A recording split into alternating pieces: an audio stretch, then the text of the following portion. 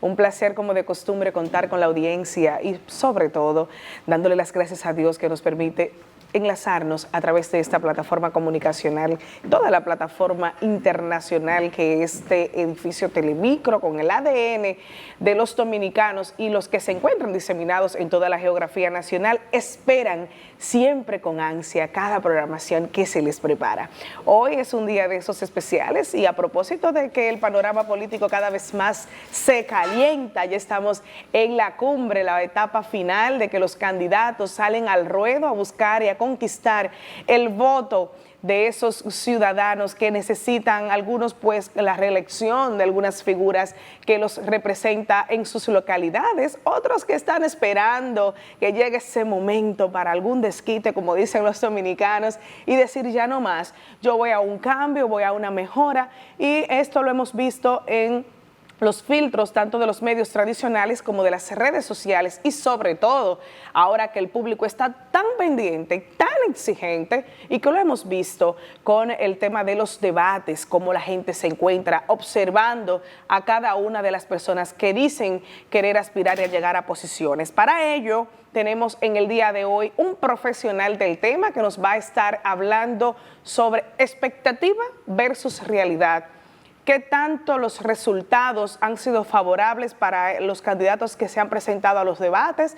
Y un sinnúmero de inquietantes que la gente pues nos manifiesta siempre que queremos conversarlo hoy con nuestro amigo Jorge Langenberg. Nos acompaña el especialista en el tema de comunicación y marketing político. Buenos días. Gracias por invitarme. Pero dicen acción y tú te transformas, porque la persona que me recibió es muy distinta a la que hace esa presentación. ¿Y qué, positivo o cómo? Positivo. De verdad. Muchas gracias. Le decía en el introito de nuestro espacio resultados y de resultados. Realmente en el panorama político se usa mucho la estrategia de persuadir a través de percepción y que la gente pueda entender que hay una realidad marcada. ¿Cómo podría usted darnos la valoración actualmente del gobierno, principalmente del PRM? ¿Se va en primera vuelta, hay segunda vuelta? ¿Qué la gente percibe? ¿Hay una realidad? Mira, antes de responderte quiero robarte un minuto, porque te comentaba fuera del aire que mientras venía para acá me llamaron para informarme que mi buen amigo, miembro del Comité Central y comentarista del Show del Mediodía, Carlos Vargas, falleció anoche. Y para mí fue doloroso y quiero tenerle condolencia a su familia, porque fue muy triste. Pero nada, este es un compromiso y estamos aquí para cumplir. Por eso, repito la pregunta. Sí, y unirnos también en solidaridad a nuestro colega y a toda su familia, por supuesto, por el deceso.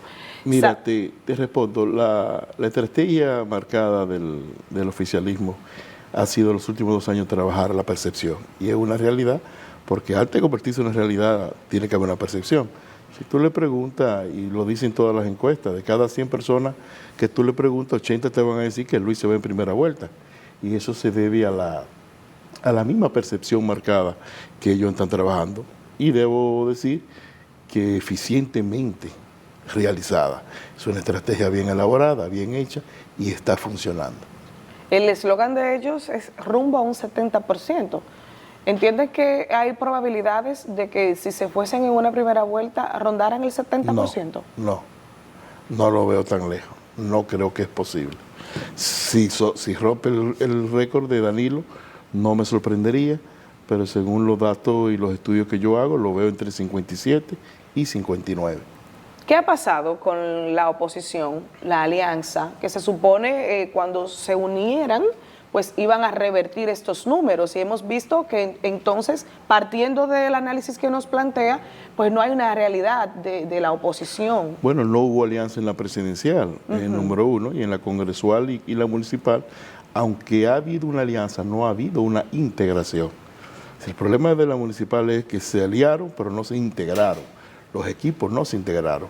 Y en las 25 senadurías se aliaron y no ha habido una integración. Solamente tuve señales en el distrito, donde recientemente fue que el candidato del PLD y el ex candidato a la alcaldía acompañar a Gomar. Pero no hay esa integración. Entonces tiene que haber un protocolo, un proceso de integración de equipo y todo para combatir eso. Y eso no ha sucedido. En cuanto al qué pasa, yo creo que conozco esos dos animales por dentro bien de cerca y creo que es un problema entre los dos equipos de capacidad y de equipo. En la Fuerza del Pueblo, sacando a su candidato Leonel Fernández, que es una cabeza bien amueblada, inclusive en mercadeo y comunicación, no creo que haya nadie que pueda competir con el gobierno.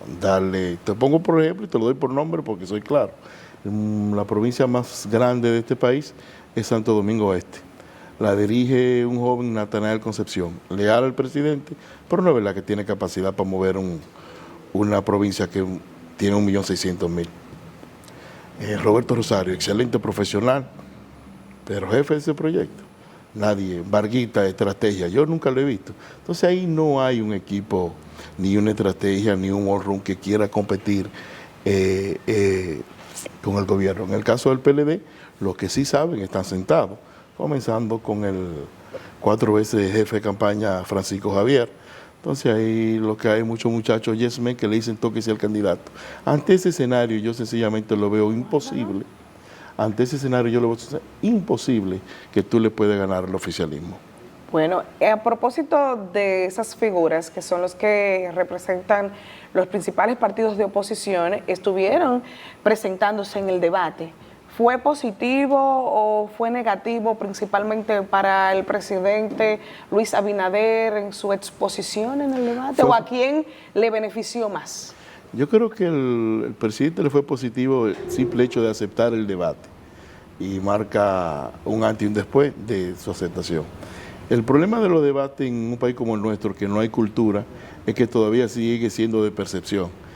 Yo estaba en Miami, comencé a verlo por YouTube. Antes de caerse la plataforma, todas al mismo tiempo, antes de empezar el debate, ya habían votado 40.000 personas la pregunta, ¿quién ganó el debate? Si el debate no había empezado y ya 40.000 personas habían votado, lo cual quiere decir que es un asunto de simpatía, cada quien votó por su candidato. O sea que la gente, si uno de ellos tenía un 50% en base a la percepción de la gente, ¿no bajaron los puntos o no subieron? Eso se habla si hay una historia. Nadie que te diga que bajó y subió, al menos que una encuesta lo refleje, te va a decir la verdad. Yo no te puedo decir si bajó o subió o si eso ocurre en este país. Por ejemplo, si el debate de los senadores hubiese sido en Estados Unidos, Guillermo Moreno tiene que retirarse a los otros días. ¿Así? Así fue la pela. Si el debate de las vicepresidentas, eso afecta o se toma como fuente para decidir un voto, Abel hubiese crecido 5 o 6 puntos porque la vice de Abel se manifestó grandemente. En el de los presidenciales yo no vi un claro ganador. Me sorprendió Abel porque la métrica evaluativa de Abel es muy bajita y la superó, ¿verdad? Leonel demostró que es un estadista con conocimiento y Luis fue lo que fue a hacer, que fue a presentar su logro. Ahora, decirme que es un debate está fuera de contexto. La palabra debate es contrariedad, es lucha, es pleito, es discusión. Por eso la frase está, el enfermo se debate entre la vida y la muerte. Ahí todo el mundo fue muy light. Si tú vas a debatir, vas a debatir. ¿Me entiendes? Las réplicas son contundentes en otros países. Eso todavía no cae en categoría de debate. Los tres fueron a hacer un discurso de propuesta. Eso no fue un debate. Excelente. En otro tenor, la gente ha percibido el tema del transfugismo, de estar dejando los partidos tradicionales, de estar creando un partidito, de irse. ¿A qué se debe esta tendencia? ¿Realmente la gente lo está haciendo por convicción o es un tema netamente monetario? 76% del votante no tiene hoy fidelidad partidaria. Es una realidad y los partidos no lo quieren entender. Si el 76% no la tiene la base, no lo tiene en los medios, no lo tiene en lo alto. Si tú le preguntas a 100 personas de menos de 40 años qué significa el reformismo social cristiano, el PRD, nadie sabe de ideales. Entonces, ante ese tenor, el partido más grande, yo le digo a la gente, es el que me dé lo mío. Ante ese factor, tú ves los cambios. Es decir, la gente está por sus intereses personales, por un problema de generación, un problema de cultura, un problema de los tiempos.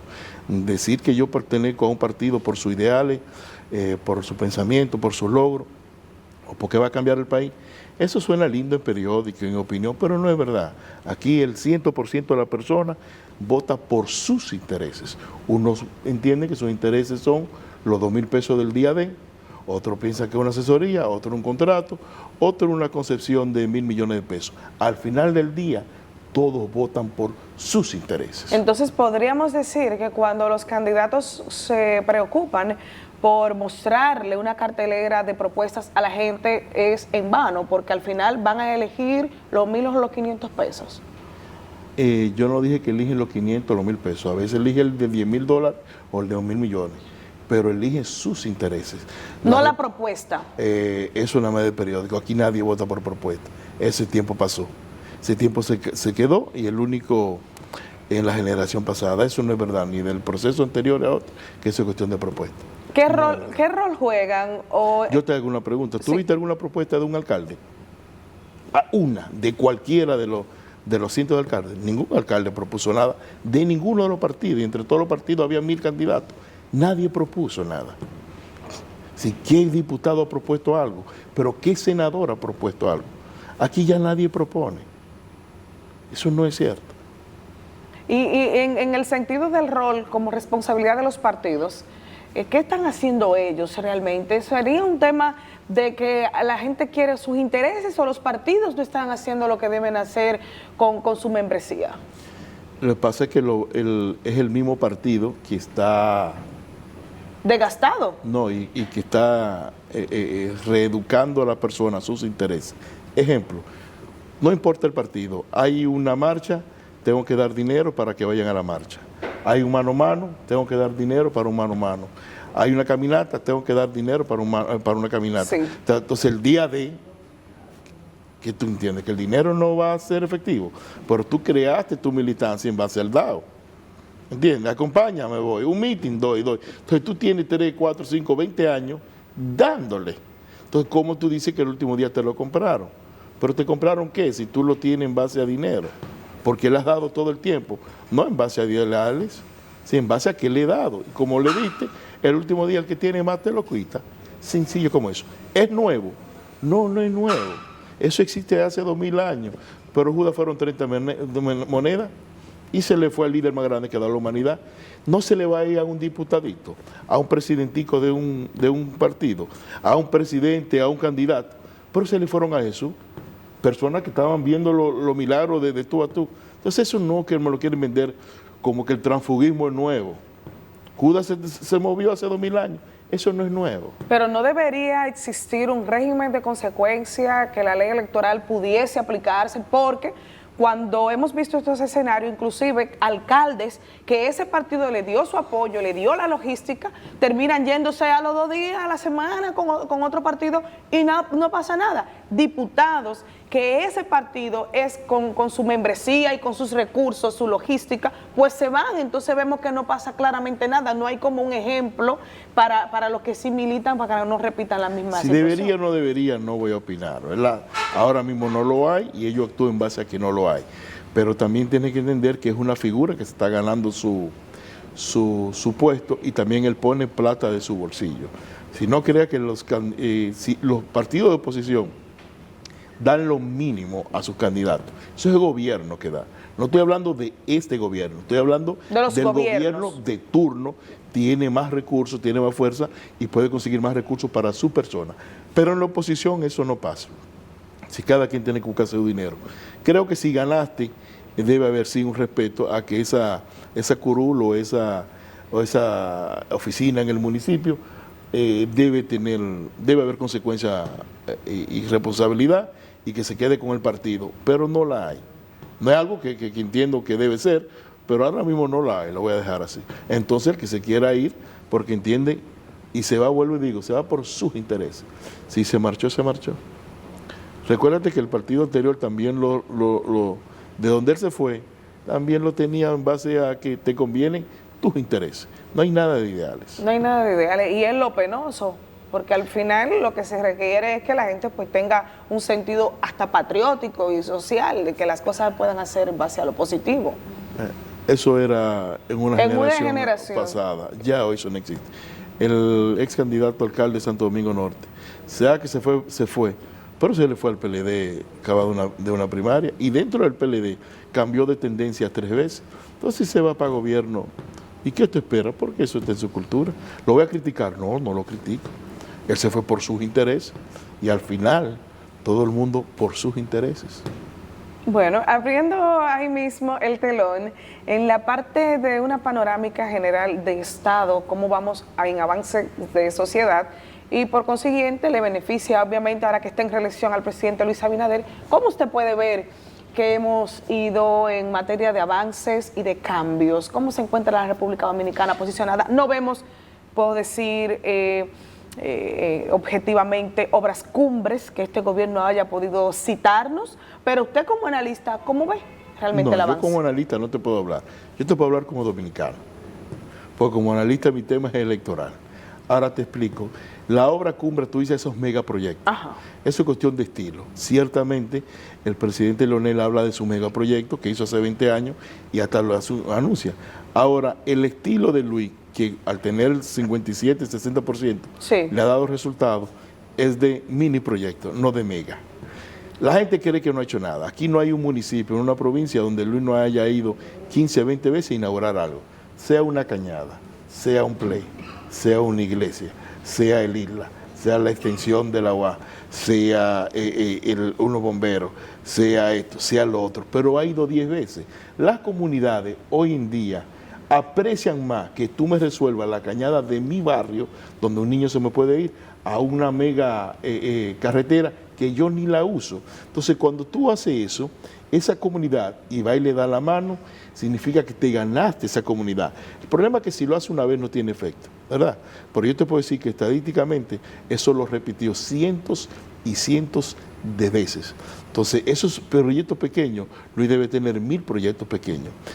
Las personas comenzaban a mofarse del principio, pero Luis inaugura hasta un contén. Lo que pasa es que dio resultado. Un contenedor, lo que pasa es que inauguró 1000 contenedores y 1000 escuelitas. Si podemos observar, muchas de esas inauguraciones son, digamos que ya lo había dejado el otro gobierno. No. O cuando hacemos una comparación de la cantidad de millones de pesos o de dólares que se toma prestado, pues no compadece con las obras que se inauguran ni con los proyectos que aquí deberían existir. Eso puede ser, me cambiaste. Yo no te puedo asumir porque no tengo la data de qué porcentaje se dejó inconclusa y qué no, pero parece que es malo. Si la concluye fue la anterior y si no la concluye la dejaste sin concluir. Sobre los préstamos... No, porque, o sea, hago la pregunta porque hago el énfasis en propuestas y proyectos de este gobierno, que tantos hayan impactado a la República Dominicana. Vuelvo y te digo, si la métrica es megaproyecto, ¿verdad?, de impacto de titular, entonces tú tienes razón. Ahora, yo te pregunto, en un barrio en San Francisco, la cañada de la calle 7, donde un niño se fue, o un puentecito de un sector a otro, impactó esa comunidad. Tú me dices, Jorge, pero solamente impactó 500 personas que viven en esa comunidad, pero impactó esos 500. Y en otra impactó 300, y en otra 800, y en otra 1000. Pero lo ha hecho miles, cientos de veces, y ese es el impacto. Es como un rompecabezas. Una piececita, lo que hizo una cañada no significa nada, pero cuando él comienza a colocar eso, te estoy hablando, y el público, no es que estoy parcializado, sino habiéndole estudiado el método de gobierno que ha implementado. Es una pequeña pieza, un mini proyecto, y usamos cañada como ejemplo, pero esa pieza, ese rompecabezas, tiene 1000 piezas, y él lo ha colocado 1000 veces en el tablero. Y cuando tú formas 1000 veces en el tablero, formaste entonces lo que es tu rompecabezas y dio un gobierno completo, independientemente de las megas producciones. Sobre los préstamos, honestamente no sé cuál es la comparación al nivel de dinero prestado y qué se invierte. No manejo ese tema. Bueno, en eso podríamos entonces responder a la pregunta de que los números que se pueden arrojar las encuestas, pues sí va acorde a ese tipo de trabajo que la gente a veces se pregunta, ¿pero qué está haciendo el gobierno? ¿Por qué tiene esos números? Y ahí usted acaba de explicar básicamente que lo está haciendo y impacta de una forma u otra. Totalmente, es decir, 2 millones de afiliados, 70.000 títulos ha entregado. Eso afecta a 500.000 personas. Eso son un título no es nada, pero 84.000, 90.000 títulos ya es algo. Es decir, en el debate, el presidente Fernández critica que el bono de Navidad lo ha extendido hasta mayo. Suena bien, es una crítica al gobierno, pero ¿cómo se siente el 1,5 millones de personas que lo está recibiendo cuando oye el presidente Fernández atacar algo que le están dando? No tiene sentido, porque tú le estás diciendo a 1,5 millones de personas que no me den nada. Yo no estoy diciendo que lo está usando electoral o no, porque así no lo computa el votante. El votante solamente lo ve que hay un candidato que se opone a que me den 1.500. Entonces te lo está tirando de enemigo. Totalmente. Es lo que estoy diciendo. ¿Cuál es el futuro, para finalizar, de los partidos? ¿En qué deben trabajar para que la gente vuelva a sentir ese sentido de pertenencia, valga la redundancia, de ellos, y que no esté buscando sin orientación y sin ellos identificarse directamente con un partido? Yo creo que una nueva generación, creo que este proceso termina con una generación y una nueva generación más en una era de la innovación y la transformación digital, le va a transformar los partidos. En base a lo electoral, si las elecciones fueran mañana, que no son, yo sigo viendo a Luis Abinader en primera vuelta. Primera vuelta. Sí. Bueno, Jorge Lindenberg, muchas gracias por estar con nosotros y por emitir todos estos resultados interesantes que la gente, por supuesto, siempre espera de nosotros. Usted tiene un compromiso. La próxima semana, más de su espacio. Yanelyn Ciprián les acompañó, recordándoles que a través de nuestras redes sociales, Instagram, Facebook y nuestro canal de YouTube, esta entrevista pueden compartirla, suscribirse y darnos a seguir para compartir todo el conocimiento que cada día ustedes a través de sus comentarios pues nos dan. Gracias a todos ustedes. Bye bye, continúen con el desarrollo de esta programación.